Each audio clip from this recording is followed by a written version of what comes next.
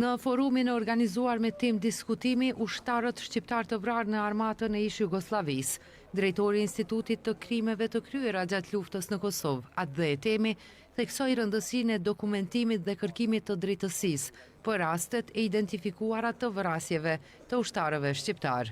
Është përpjekja jonë për të ndërtuar një kujtesë të thellë, të ndershme dhe të qëndrueshme përmes një ballafaqimi të guximshëm me të kaluar.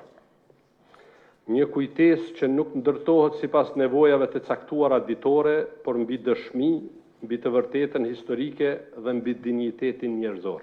Kryeministri në detyrë Albin Kurti tha se kjo është një dëshmi se institucionet nuk I harrojnë viktimat.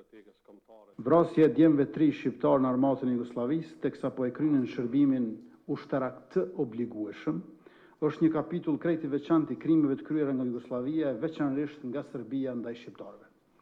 Kjo histori është e shtrirë në një periudhë mbi 40 vjeçare, që nga viti 1951 kur ka ndodhur 2 vrasjet e para të tilla. Drejtoresha e Bibliotekës Kombëtare Pjetër Bogdani, Blerina Rogova Gaxha, theksoi nevojën për ndërtimin e kujtesës institucionale. Është përpjekja jonë për të dokumentuar dhe larë në një farë mënyrë një borxh për dinjitetin e mohuar të atyre të rinjve që përfunduan viktima të dhunës.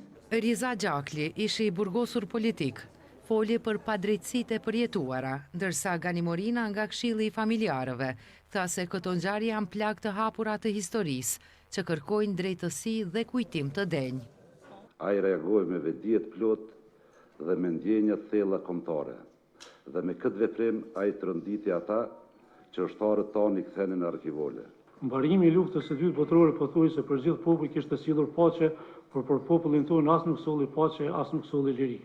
Në vend të paqes së lirisë u mbushën burgjet me patriot, u përpiluan listat e ekzekutimeve të bijve më të mirë të këtij populli. Në këtë forum diskutimi u shfaq mini dokumentari Ushtarët e vrarë në APJ.